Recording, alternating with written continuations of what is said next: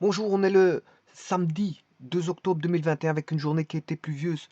Et on se réveille ici en pleine matinée avec un ciel, bon, il n'est pas fortement couvert, mais il y a quand même des passages nuageux, de nombreux passages nuageux. Il n'est pas fortement couvert comme on pourrait le penser, bien que la nuit a été quand même assez secouée au point de vue de la météo, puisqu'on a eu de nombreuses pluies qui sont tombées. Et je perçois en cette matinée, bon, d'innombrables oiseaux, bon, qui sont contents d'un temps euh, qui prévaut en cette matinée. Bon, c'est leur raison d'être. C'est vrai qu'en été, il y a des oiseaux en été, mais apparemment, j'ai vu une horde d'oiseaux euh, dont leur ensemble est beaucoup plus important que ceux qui sont présents en été. Bon, ils volent, ils sont contents, il y en a d'innombrables oiseaux, de nombreux oiseaux de différentes espèces. Bon, et voilà, ce qui dénote une certaine forme de vie de la nature, et tant mieux. Puisque quand il n'y a pas d'oiseaux, c'est bon, c'est un petit peu justement euh, l'embêtant. Enfin, quand il n'y a pas de faune et de flore, c'est embêtant. Donc, autant créer une faune et une flore dans un environnement pour justement avoir une forme de vie. Ceci étant dit, je vous présente ici euh, un monde. C'est un monde, puisque la géométrie analytique dans l'espace, bon, tout d'abord, la géométrie analytique dans l'espace, bon, c'est de ça qu'il s'agit ici, euh, est un monde grandiose avec d'innombrables bon, objets qu'on peut incorporer dans l'espace. Bon, je pense à toutes sortes d'objets spatiaux. Je pense au point d'abord, parce que tout d'abord, je pense au vide, parce que on peut ne rien avoir dans un plan, dans un espace. On peut ne rien avoir. On peut avoir un espace, un support et rien dedans. Mais on peut aussi avoir un point. On peut avoir un point, et dès le moment qu'on a un point, on peut y mettre une droite, un segment, une courbe linéaire qui est une droite, une courbe non linéaire. Bon, on peut avoir des traits interrompus, des traits continus.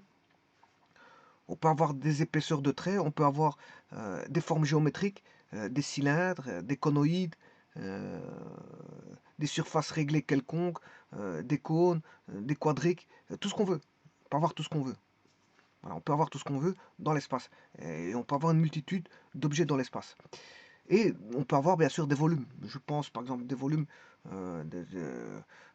qui ne sont pas forcément des surfaces comme je les ai dit, par exemple qui sont loin d'être des surfaces de révolution. Je pense à un hexaèdre, un octaèdre, euh, voilà, qui sont des polyèdres. On a des polyèdres qui sont constitués de différents plans. Différents plans. Et ça aussi, ça constitue aussi les objets de la géométrie spatiale. Alors, avec la géométrie spatiale, on étudie donc bon, pas mal de choses, notamment les objets de l'espace, mais aussi les propriétés que peuvent avoir l'interaction de différents objets, ou dans un objet même, les propriétés qui en découlent. Et donc, c'est pour ça que j'énonce ceci, c'est pour vous dire que la géométrie dans l'espace, c'était quelque chose de très grandiose, c'est un monde. Et dans ce monde, on peut subdiviser par des petits mondes. Bah, si on étudie la droite ou les plans, bah, on peut étudier beaucoup de choses avec les droites et les plans. On peut, voilà, on peut avoir euh, un agrément d'innombrables euh, interactions entre droite et plan et d'innombrables propriétés qui en découlent. Eh bien, ici, si j'étudie un objet particulier ce qu'on appelle, bon, qui est un polyèdre, qui est un tétraèdre, mais si on étudie sa géométrie, on peut remarquer que c'est un monde complet. C'est un monde complet.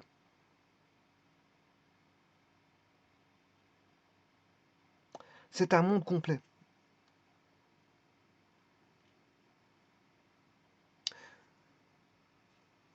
Donc, ce qui veut dire que étudier le tétraèdre, c'est étudier vraiment. On peut étudier le tétraèdre et faire un bouquin. Je peux vous assurer qu'on peut faire un bouquin complet qui va concerner donc les propriétés et tout ce qui est les définitions de ce qui découle le tétraèdre. N'allez pas croire que c'est qu'une. Vous avez vu le calcul d'un volume d'un tétraèdre, ça, vous vous dites, bon, je connais le tétraèdre. Non, tétraèdre, c'est d'innombrables propriétés, d'innombrables. Et bon, bien sûr, quand je parle de géométrie, je vous ai toujours dit que la géométrie dans l'espace découle de la géométrie vectorielle, parce que ça, on étudie d'abord l'équation de la droite vectorielle avant d'étudier l'équation paramétrique et l'équation coutumière et l'équation vue comme intersection de deux plans, d'une droite. Donc, à la base, c'est de la géométrie vectorielle, hein. Bon, il faut parler de direction, parce qu'on est dans l'espace, on définit des directions. À partir des directions, on peut définir beaucoup de choses. Beaucoup de choses. C'est les directions qui permettent de définir beaucoup de choses. Une droite peut être définie par des directions, et un plan peut être défini aussi par des directions, notamment la normale à un plan. Donc, ce qui veut dire que de la géométrie spatiale, ça ne veut pas dire qu'on fait purement de la géométrie spatiale. On fait de la géométrie euclidienne, d'accord, mais on fait aussi de la géométrie vectorielle. C'est de la géométrie vectorielle derrière.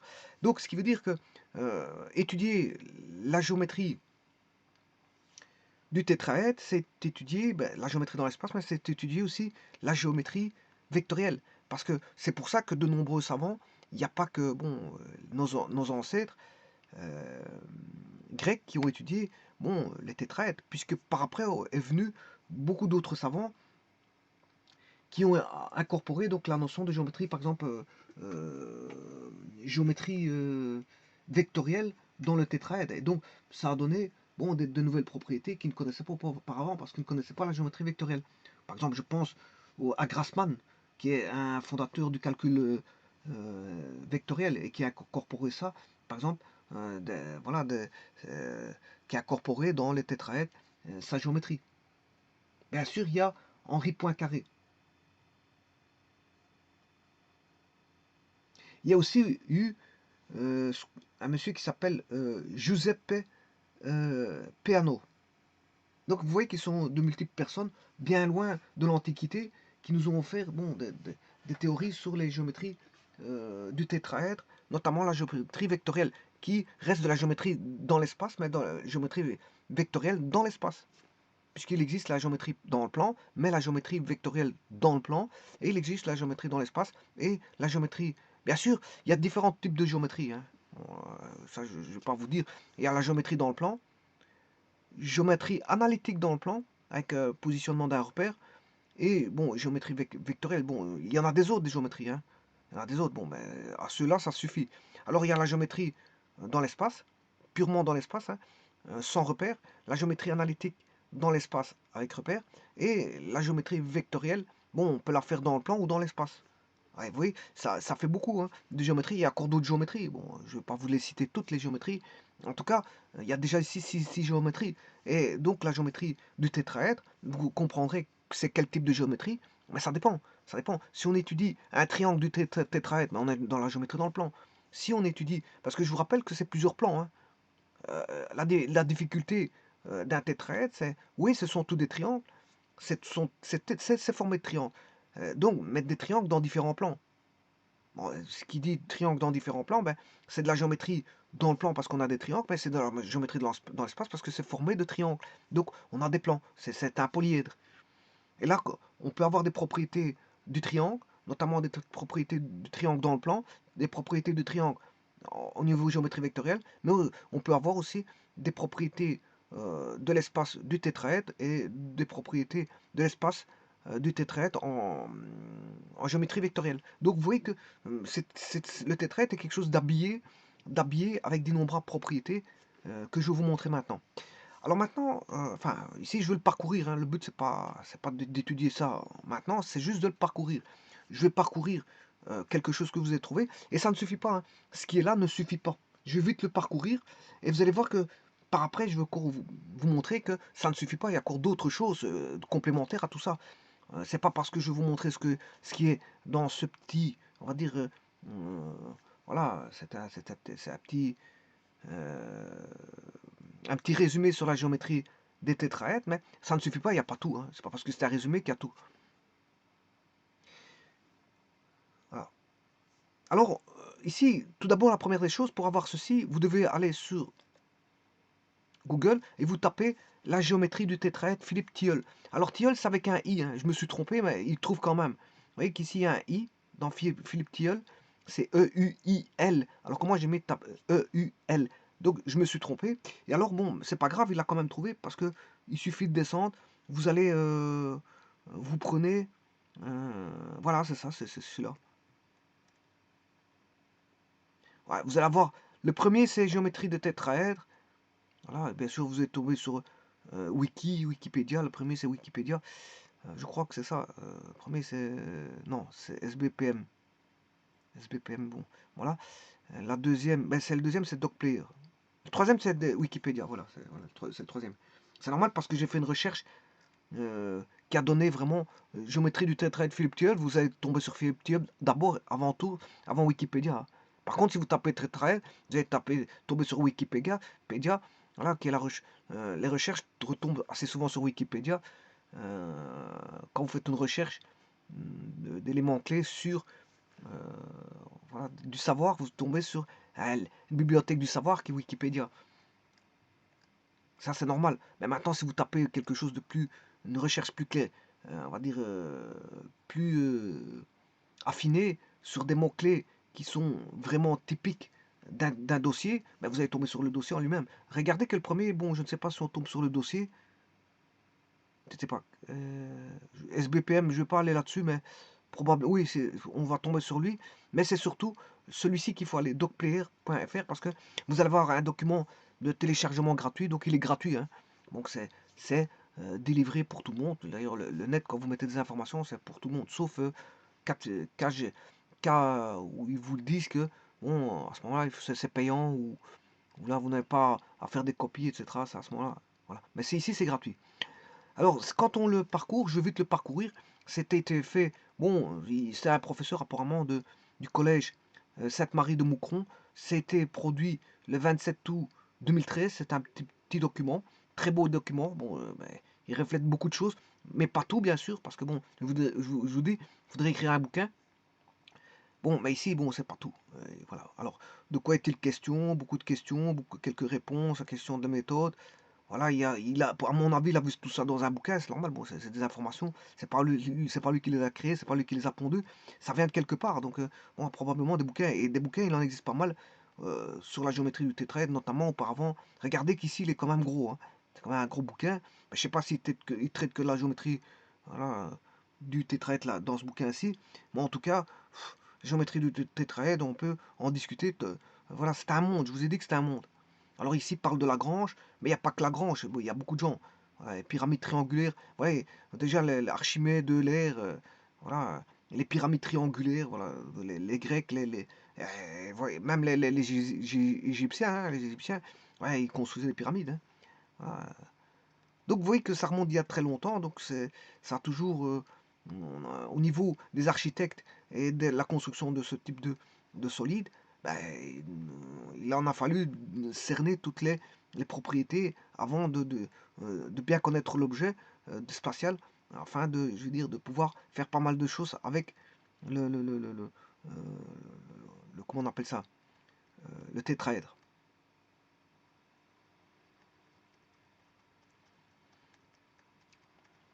Bon, alors ce qui vient, si vous voyez ici, géométrie de direction, géométrie dans l'espace, je sais pas c'est de qui, Bielefeld, librairie Vuibert, boulevard Saint-Germain, bon ça date de je sais pas quand, bon il a Victor Thibault, voilà, bon il y a des bouquins là-dessus, voilà.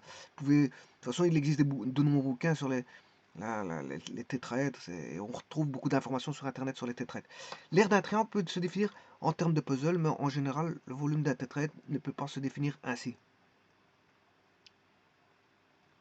Bon, tout ça je vais voir. Alors, c'est utilisé dans Cabri, dans GeoGebra, tralali, tralala, on peut faire beaucoup de choses. Alors, qu'est-ce que c'est qu'un tétraèdre? Voilà, il commence ici.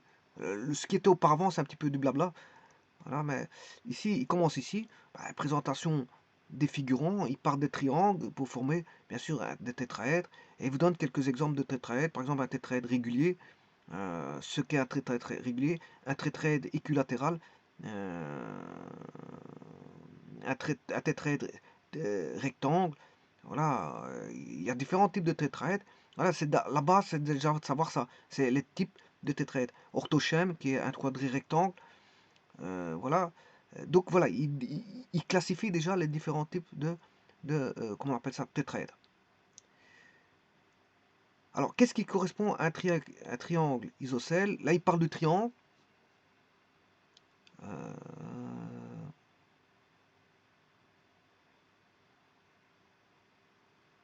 Alors, vous voyez qu'ici, il y avait un problème qui était posé, hein. Est-ce que tous les polyèdres sont-ils tétraédra, tétraédralisables, comme le pensait Lagrange? C'est ce que pensait Lagrange. Alors, je vous rappelle qu'ici, il parle de polyèdres réguliers convexes.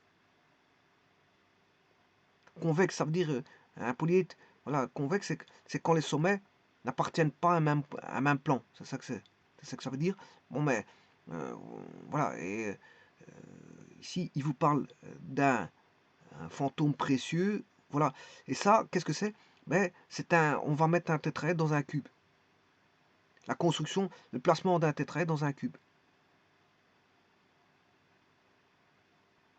C'est ce qu'on appelle, ils appellent ça une enveloppe.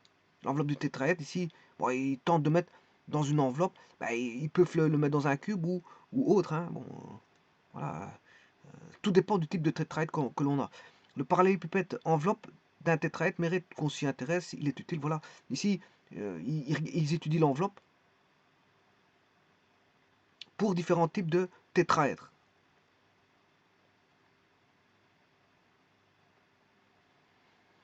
Alors ici, on a des quadrilatères gauches, voilà, quadrilatère gauche où justement on peut construire des tétraèdres grâce à des quadrilatères gauches.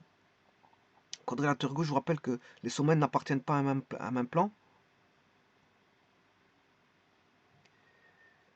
Alors ici, on va voir la caractérisation.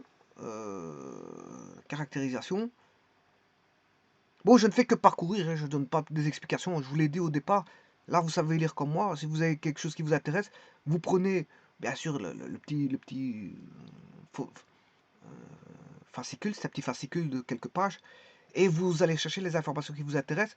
Le but ici, c'est pas d'étudier, bon, tout est là, toutes les informations sont là. Je ne fais que les parcourir et vous les décrire. En gros, c'est tout, hein, je fais rien de plus, hein. Si vous voulez plus que ça, ben, il faudra parcourir certaines informations ici ou aller chercher sur Internet.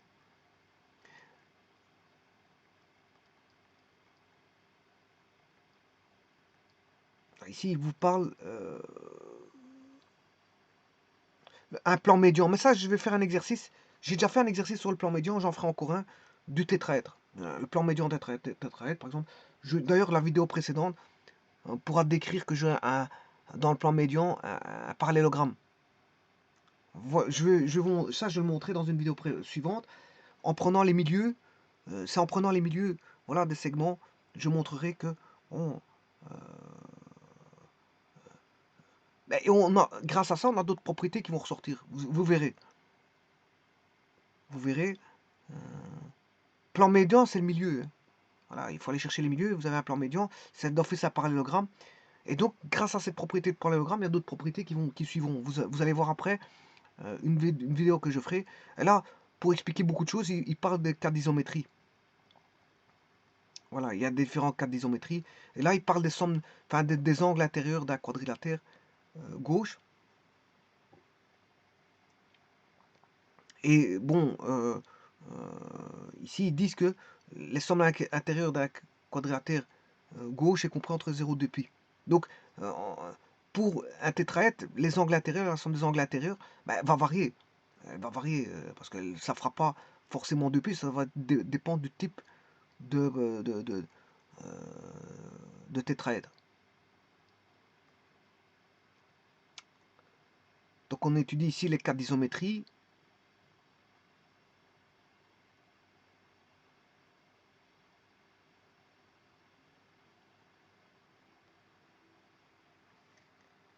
Et il part à partir du triangle pour expliquer beaucoup de choses. Euh,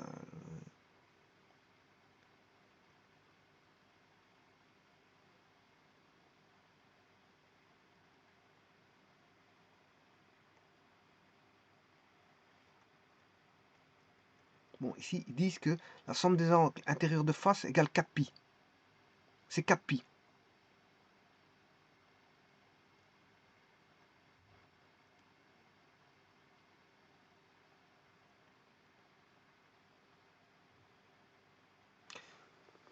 Alors ici, il parle aussi d'angle solide. L'angle solide. Voilà, l'angle solide, en faisant apparaître une sphère, ben, vous coupez comment on appelle ça, le tétraèdre par une sphère, vous avez un angle solide.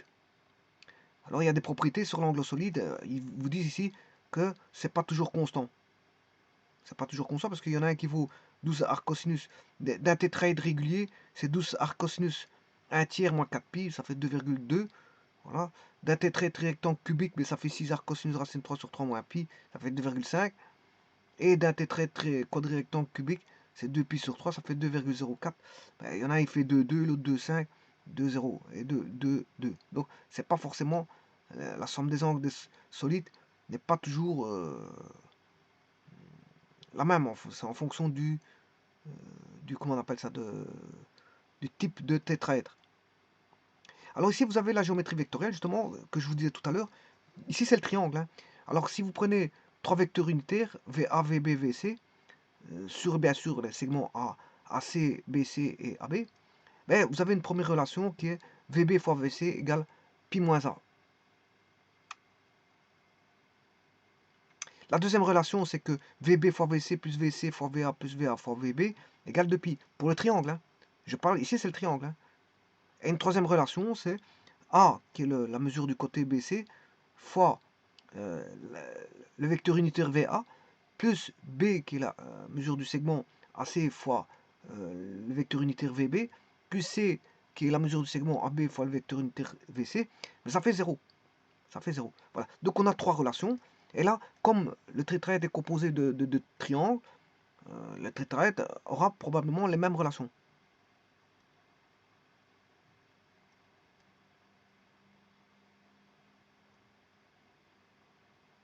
Alors, d'après la deuxième relation, ils déduisent que, bien sûr, A plus B plus C égale pi.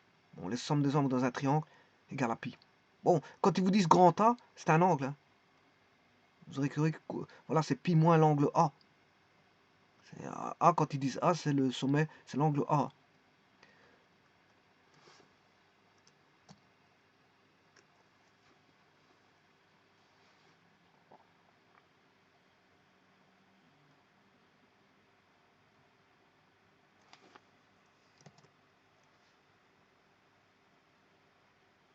Alors, quand on fait la même chose pour les tétraèdres, on a de nouveau des relations qui ressortent plus ou moins la même chose. On a une première relation, donc l'angle entre le vecteur V,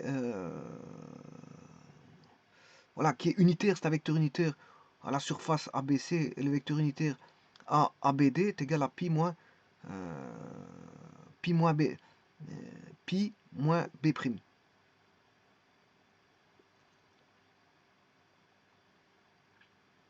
On a une deuxième relation, vous la voyez là, et on a une troisième relation qui est égale à 0. Donc là, c'est égal, la deuxième, elle est égale à 4 pi. Hein. Alors que pour les triangles, c'est égal à 2 pi. Regardez, pour le triangle,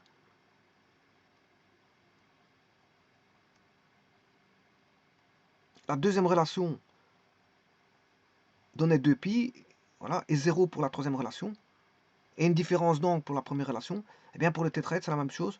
Bah, c'est pas les mêmes valeurs, mais voilà, c'est pi moins b', alors que l'autre c'était pi moins a, moins l'angle a. La deuxième relation va donner 4 pi, mais il y a plus bien sûr de vecteurs à prendre en compte. La troisième relation, ben, il y a plus de vecteurs à prendre en compte, la somme vaut 0. Donc c'est plus ou moins, enfin, en fait c'est une palable copie, c'est normal parce qu'il est composé de triangles. Hein. Alors, son langage, le calcul vectoriel, produit scalaire et ses propriétés, bah, ça on s'en fout. Les déterminants, bah oui, c'est un produit mixte. On a un tri-rectangle là-bas. Ça, c'est des déterminant de AB est égal à déterminant de A fois déterminant de B. Bon, ça c'est des propriétés. Voilà. Un exemple, la preuve de la troisième relation, c'est pour démontrer la troisième relation, ça. Voilà, comment on la démontre. Et ça, j'avais déjà fait un calcul. Hein. Vous allez voir sur les vidéos de calcul sur le tétraèdre, j'ai déjà fait des calculs comme ça qui prouvent qu'on a 0. Hein. J'ai fait trois méthodes pour vous montrer que ça faisait 0. Mais ici, il y a une des réponses. Alors ici, au point de vue des angles d'hier, somme des angles intérieurs de face égale 4pi.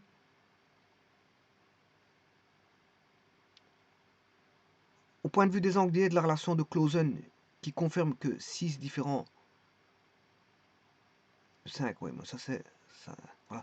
Ça c'est la relation de Clausen. Déterminant là vaut 0.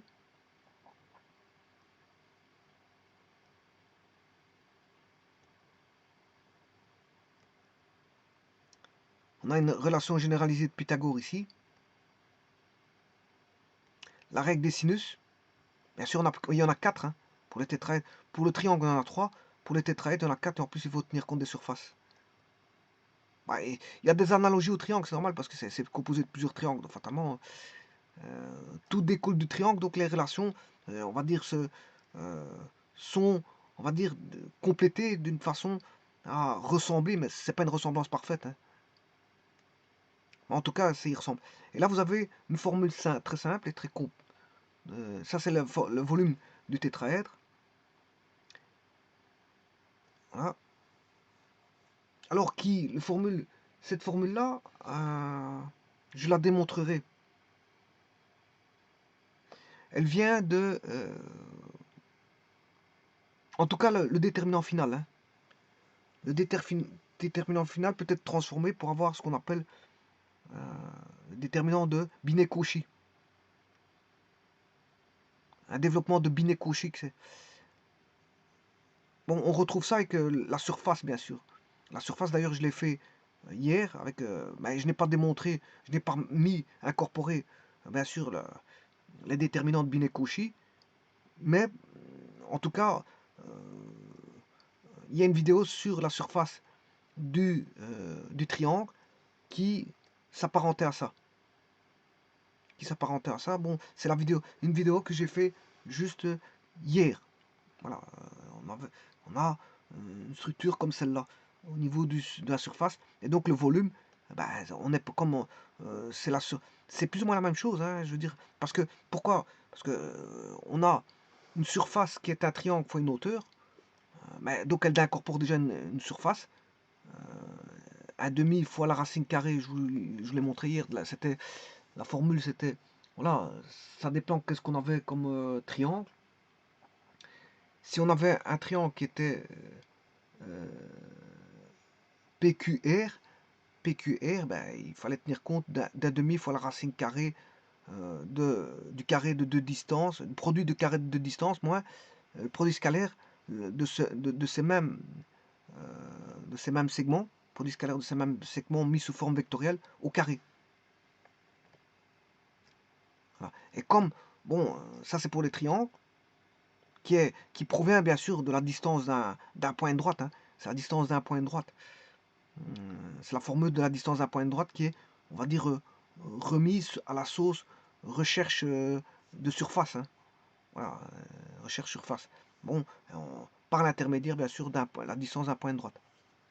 Bon, je vous ai montré hier dans ce calcul-là d'air du triangle, ben, que d'ailleurs, cette vidéo s'intitule recherche de l'air, c'est l'air d'un triangle par 5 méthodes. Voilà, vous tapez ça, air d'un triangle par 5 méthodes, et c'est la 5e méthode.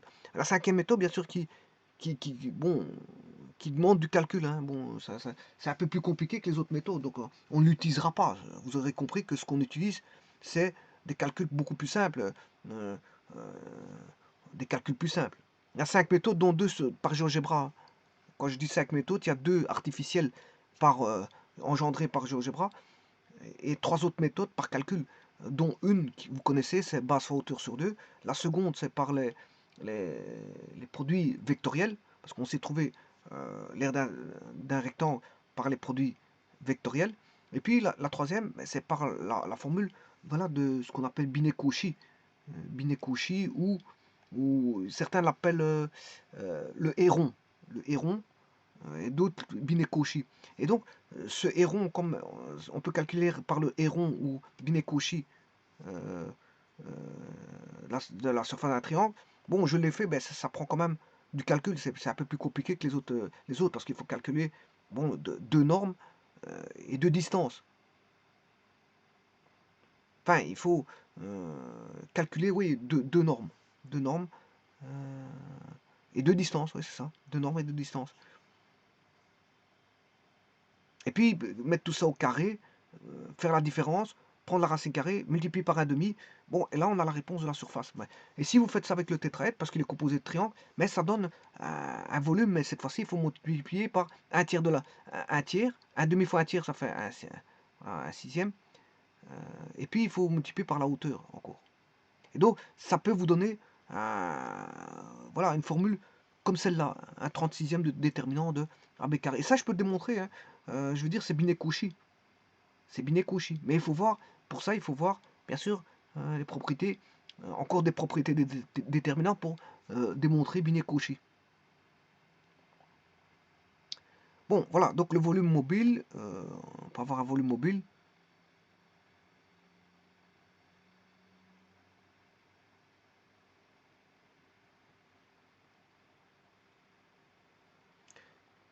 Les droites dans un tétraèdre.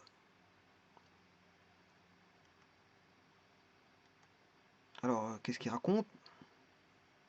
Alors, on peut avoir des médianes, ouais, on peut avoir des médianes, des médiatrices, des bisectrices, des auteurs. C'est comme un petit peu, voilà.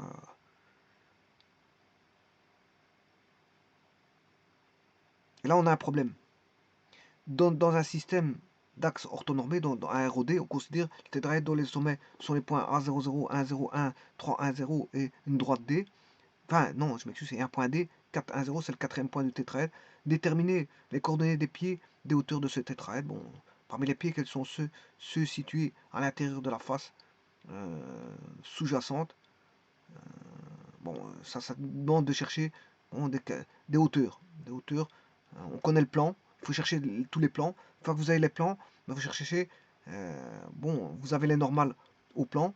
Les normales à ces plans, ce sont les directions des droites, mais vous faites passer ces droites perpendiculaires à ces plans à chacun des sommets. Donc à ce moment-là, vous aurez l'équation des hauteurs. L'équation des droites qui sont des hauteurs. Alors si deux hauteurs d'un tétraèdre ont un point commun, alors les deux arêtes opposées associées sont orthogonales. Si un tétraèdre possède un orthocentre, tétraèdre orthocentrique, alors son parallélépipède enveloppe est un rhomboèdre. Les bihauteurs d'un tétraèdre sont concurrentes si et seulement si les côtés opposés de ce tétraèdre sont égaux et orthogonaux. Et il vous dit etc. parce que c'est toutes des propriétés, il y en a d'innombrables. Il vous dit etc. Ouais, parce qu'il y a beaucoup de propriétés. Et c'est pas pour rien qu'ils ont fait un bouquin. Hein. Ils ont fait un bouquin sur les tétraèdres. C'est parce qu'il y a tellement à dire. Hein. C'est ça que je vous disais que c'était un monde. Hein. C'est pas que on n'a pas des propriétés figées, non. Euh, on a des propriétés toutes faites pour les différents types de tétraèdres. Hein.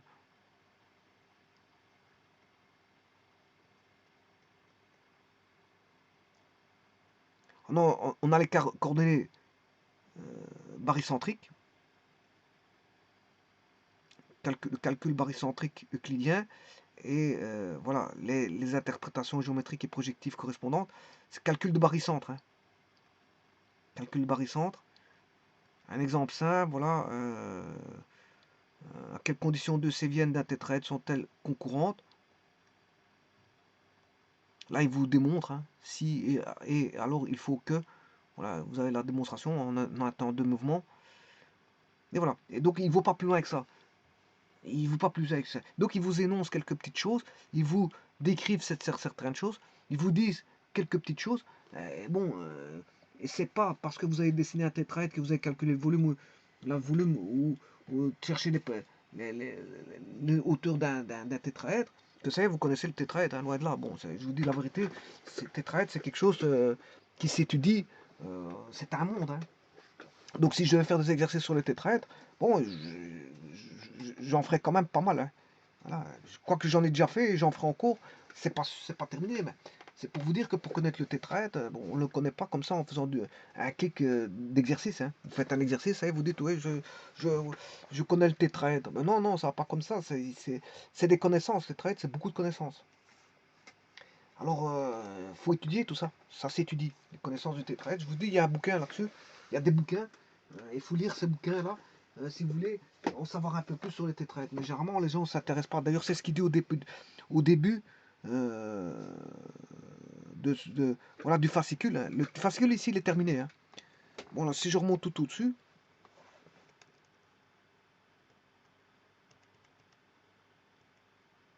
il commence par ça.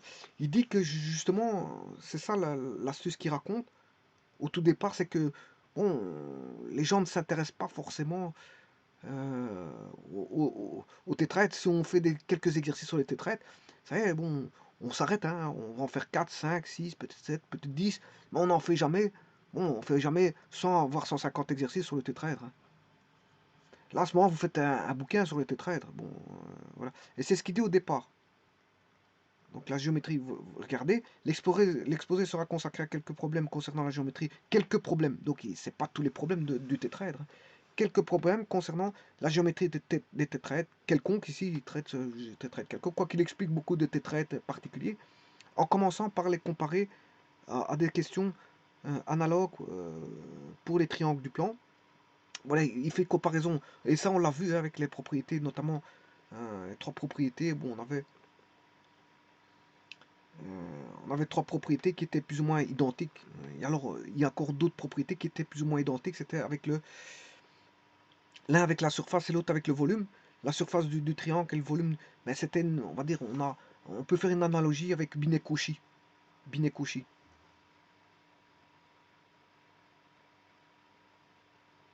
Alors ici, il fait de l'histoire, comme je vous avais dit, hein, Archimède, tralala, tralala. Et il vous dit qu'il se passe pas mal de choses avec la géométrie du tétraèdre. Et il vous donne quand même pas mal voilà, de références au niveau de la géométrie du tétraèdre.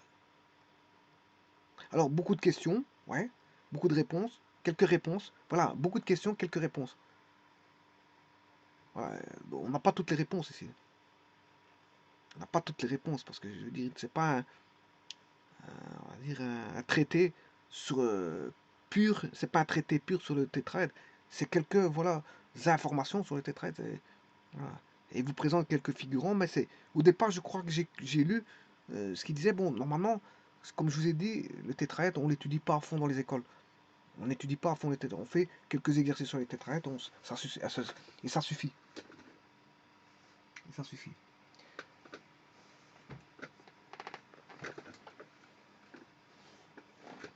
Je vous remercie.